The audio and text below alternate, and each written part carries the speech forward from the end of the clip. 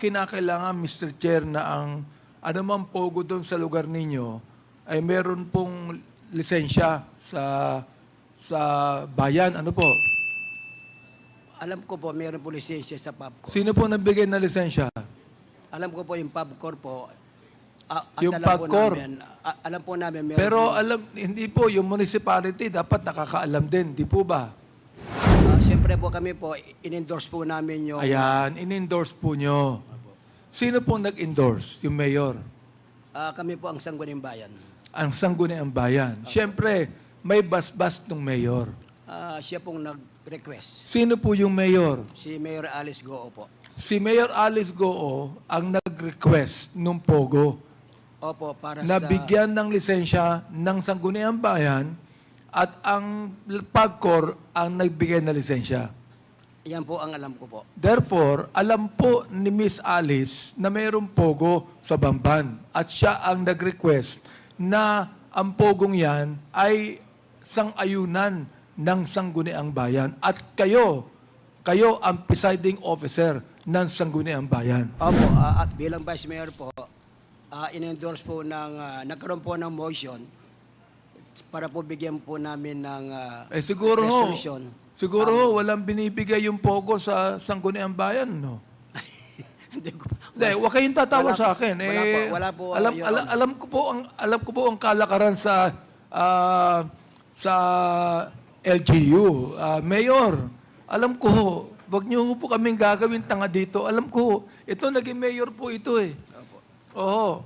Kaya ang tanong ko lang sa inyo ito, siguro, hindi ko naman sinasabi sa inyo meron eh. Wag mo niyo akong tatawanan. Hindi. Ang inaano ko lang siguro po, wala naman kayo natanggap sa Pogo Road na binigay niyo ng lisensya, ano? Ay, wala po. Wala po. Salamat po at nagsasabi kayo ng totoo. So, Miss Alice, tama po ba yung sinasabi ni Mayor Arleo? Regarding naman po doon sa sinabi po ni Acting Mayor Anunciacion po, hindi po ako yung kausap po nila. Alin yun? Hindi po ako kausap nila. Hindi ka ang kausap nila. Pero ikaw ang nag-endorso ng Pogo at Sangguniang Bayan. Yung Pogo po na Junior 1 po, nag-apply po ng resolution po sa kanila. Ang sabi ni Acting Mayor, ikaw ang nag-endorso sa Sangguniang Bayan ng Pogo. Oo, hindi. Hindi po. So, nagsisinungaling yung Acting Mayor. Teka, sabi mo. Yes, oo, hindi. Nagsisinungaling po yung Acting Mayor. Ang sabi ulitin ko sa inyo Ang sabi ng Acting Mayor, kayo ang nag-endorso ng Pogo para bigyan na lisensya ng PubCorp at inendorso nyo sa Sangguniang Bayan na siya ang presiding officer. Ngayon, sinabi nyo hindi. Ibig sabihin, nagsisinungaling yung acting mayor. Naka-teammate mo nung tumabo kang mayor. Nagsisinungaling, oo, hindi.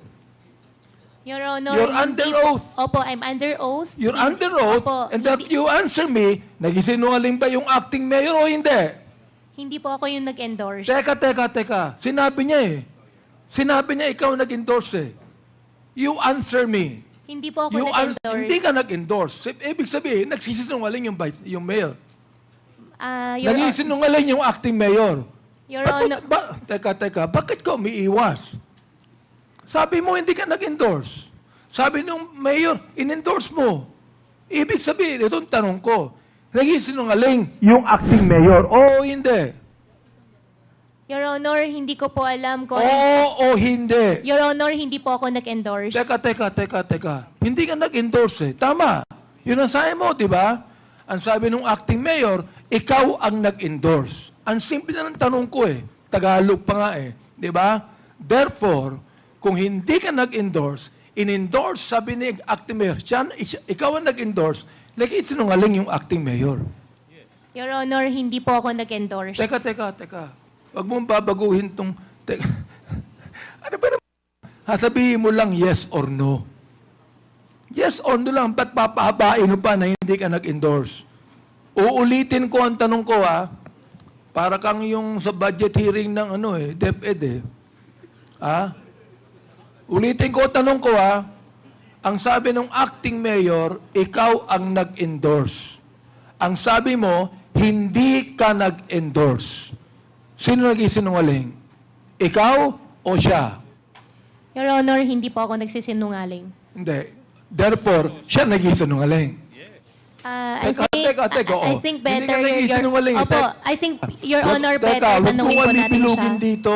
Chairman, Hindi po, Chairman, hindi po. Chairman, Mr. Chair. Chairman, Oh. this is Point of President. order, Mr. Chair. What is the point of order? Can we remind the resource person that when a member of this Congress is speaking, he should keep her or his mouth shut?